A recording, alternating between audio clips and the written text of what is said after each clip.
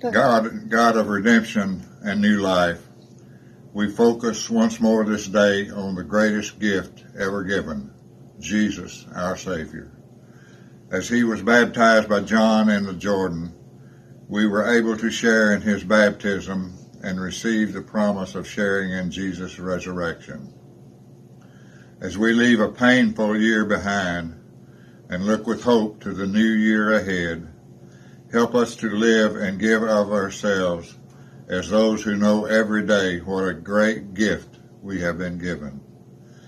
May it move us to give our whole selves more freely. In the name of Christ, our Savior and Redeemer, we pray. Amen.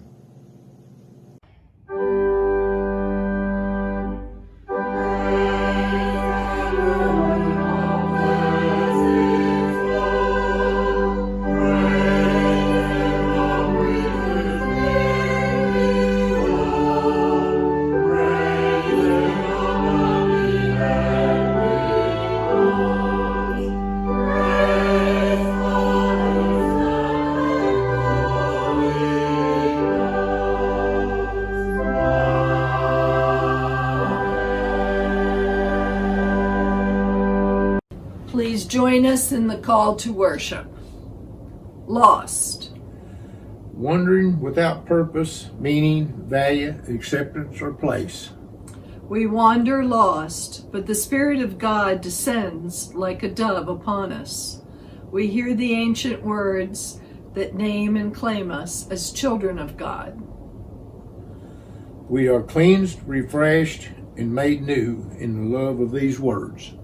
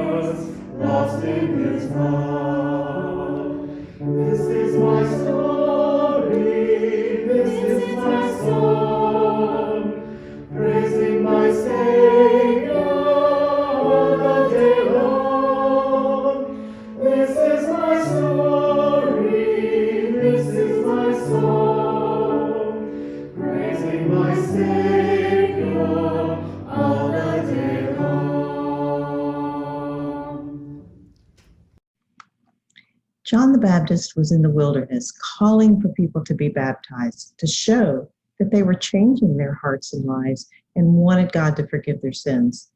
Everyone in Judea and all the people of Jerusalem went out to the Jordan River and were being baptized by John as they confessed their sins. John wore clothes made of camel's hair with a leather belt around his waist. He ate locusts and wild honey. He announced, "One stronger than I is coming after me. I'm not even worthy to bend down and loosen the straps of his sandals. I baptize you with water, but he will baptize you with the Holy Spirit."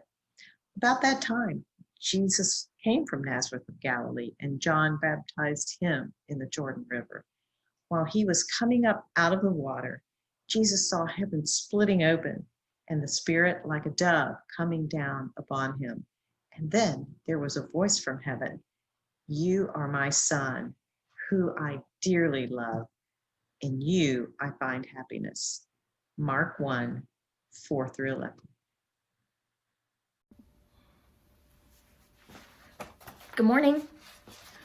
Welcome to worship with Augusta and Bald Knob United Methodist Churches. I'm Pastor Melanie Tubbs, and I am so glad that you decided to worship with us. I've not actually preached the last 2 weeks. The bishop offered a service for us on December 27th, and we worshiped with both Dover United Methodist Church and Teen Challenge last Sunday. So I'm glad to be back with you and in your place and space that you create for worship this week.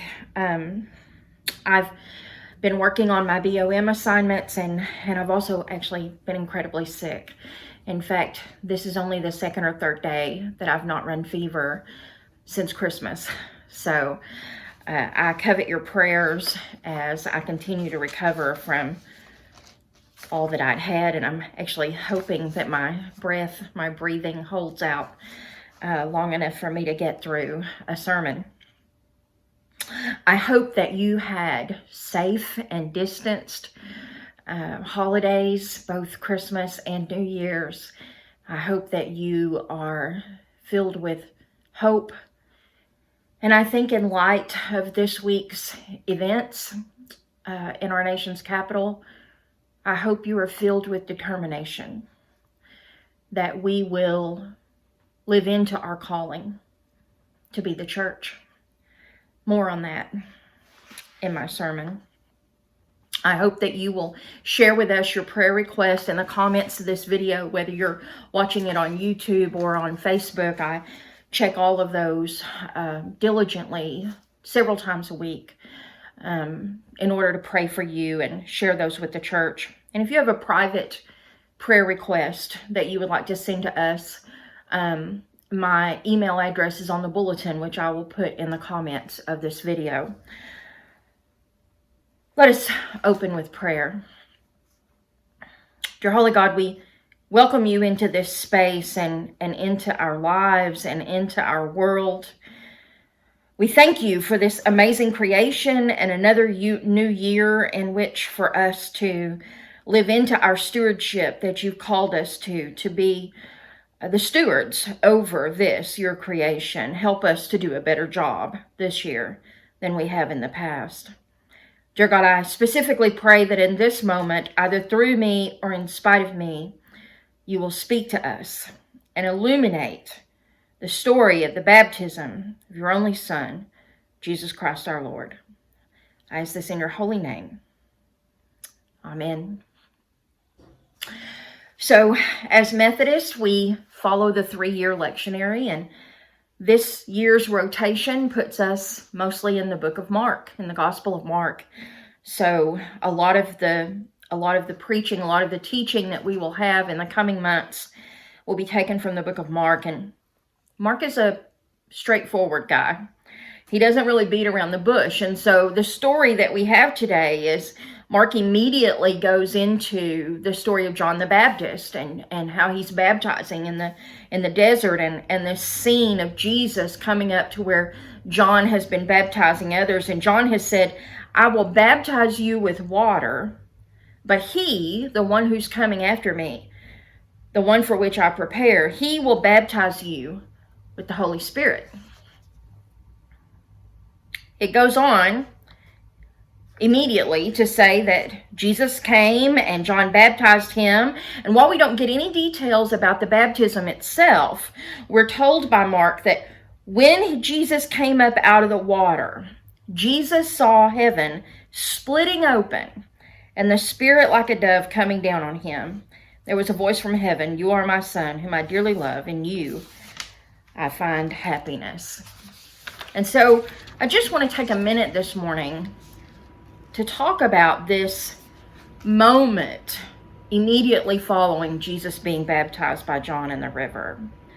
I think it's important that we don't get details about the baptism itself, but yet we're given this very specific detail about the sky opening up and what was heard and what was seen. It must mean that what came after the baptism is of some significant importance. And so the thing that I want to really focus on today is I want to ask you if you remember your baptism. And if you grew up Methodist, you probably don't. You probably do not remember the moment that you were actually baptized, because you were more than likely baptized as a child. But you've been told that story. Depending on when that happened, there may be pictures of it. You may still have your christening, your baptismal gown. It's called a christening gown, but in the Methodist Church, we don't christen, we baptize. But you probably do remember being confirmed. So if you were baptized as a child, then you would have been confirmed somewhere around the age of 12. And I want us to think about what happens during that baptism or that confirmation. Because according to Mark, and the way Mark writes the story, that's what's important.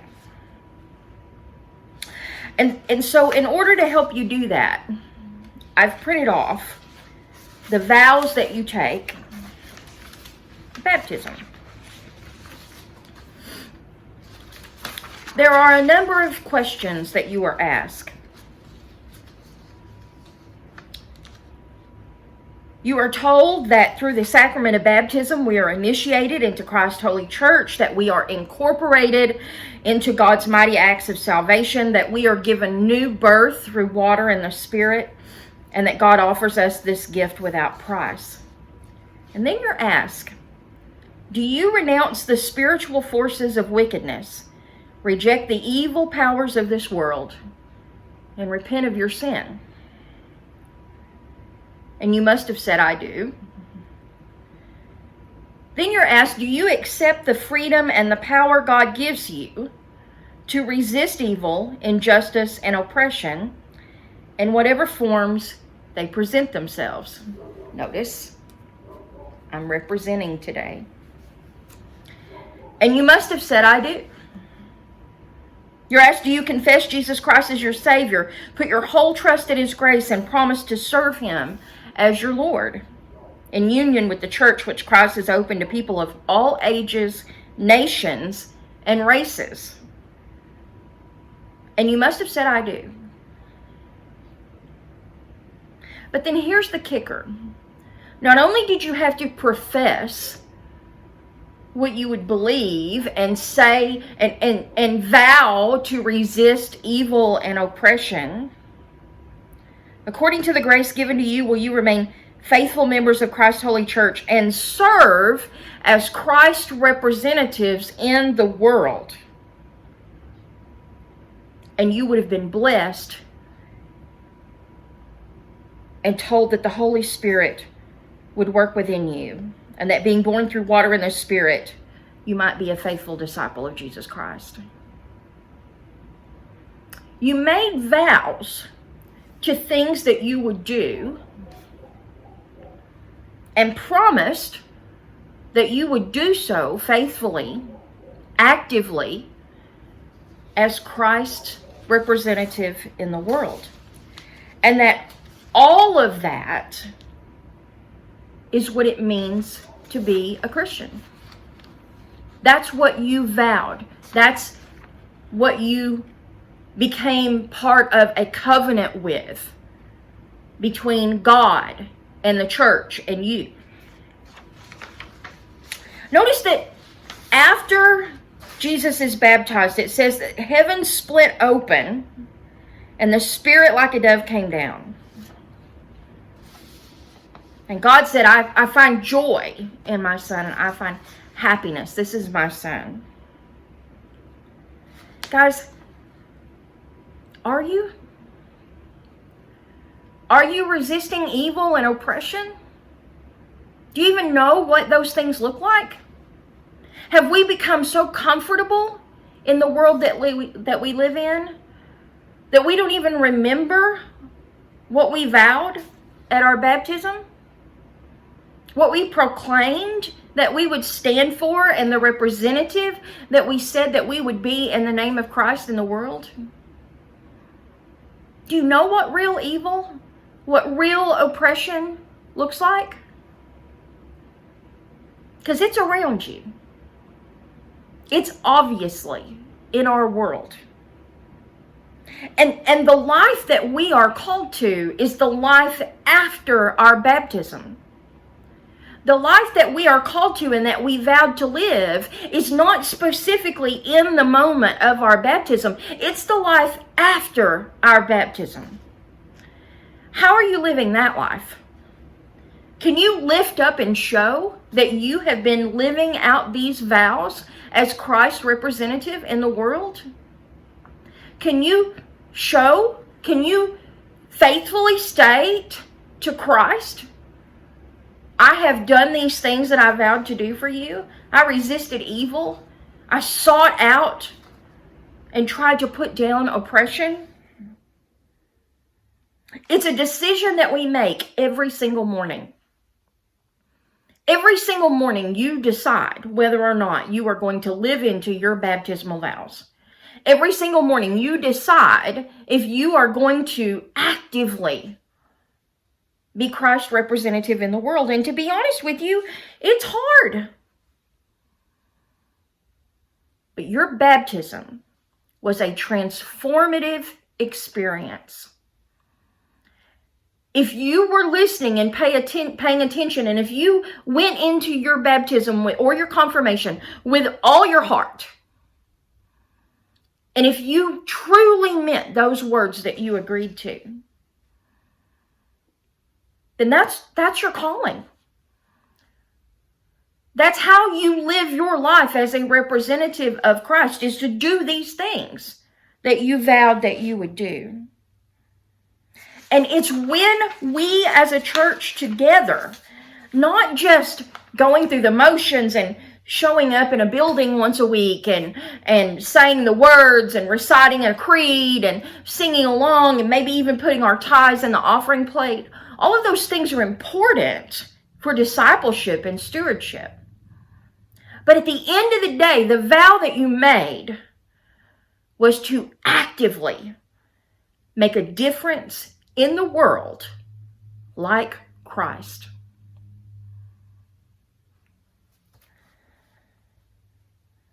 If we do that, if we as a people do that, the heavens will rip open. There will be real change here on earth, now, in our time, today. Evil can be defeated. Oppression can be done away with. If we as a people live into those vows of our baptism. Let us tear open the heavens in the name of Christ and bring the power of God to earth. In the name of the Father, and the Son, and the Holy Spirit. Amen. Be blessed. Be safe. Not only is there social unrest, but we're still living in the clutches of COVID, and right now in the surge that comes from those very holidays that we just celebrated. Be safe. Take care until I can see you in person again.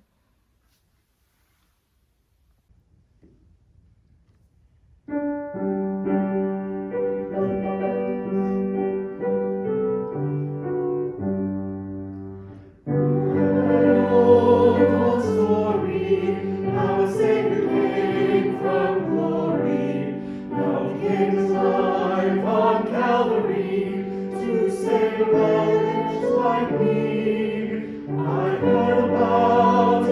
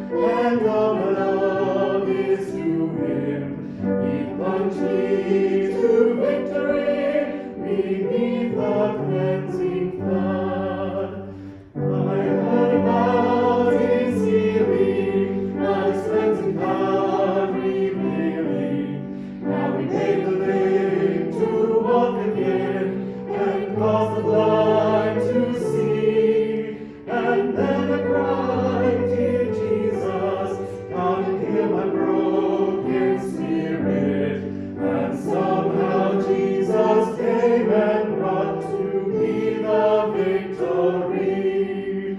Oh, victory in Jesus, my Savior forever. He sought me and bought me with his redeeming blood. He loved me ere I knew him, and all my love is to him.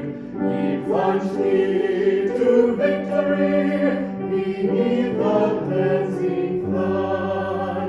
I heard about our mansion he has built for me in glory, and I heard about the streets of gold beyond the crystal sea, about the angels singing and the old redemption story.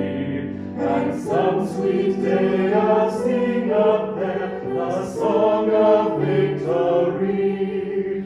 Oh, victory in Jesus, my Savior forever. He sought me and bought me with his redeeming blood. He loved me ere I knew him, and all my love is to him. He plunged me to victory beneath the cleansing flood.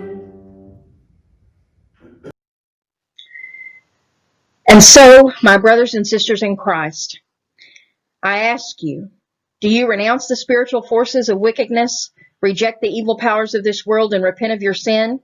Do you accept the freedom and power God gives you to resist evil, injustice, and oppression in whatever forms they present themselves? Do you confess Jesus Christ as your Savior, put your whole trust in his grace, and promise to serve him as your Lord in union with the church, which Christ has opened to people of all ages, nations, and races? According to the grace given to you, will you remain faithful members of Christ's holy church and serve as Christ's representatives in the world? If you answer yes, then go forth and be the church. In the name of the Father, and the Son, and the Holy Spirit. Amen. Remember your baptism, live into your vows, and know that God loves you. Surely the presence of the Lord is in this place. I can feel his mighty power and his grace. I can feel the brush of angels' wings. I see glory on each face. Surely the presence of the Lord is in this place. Bye guys, love you.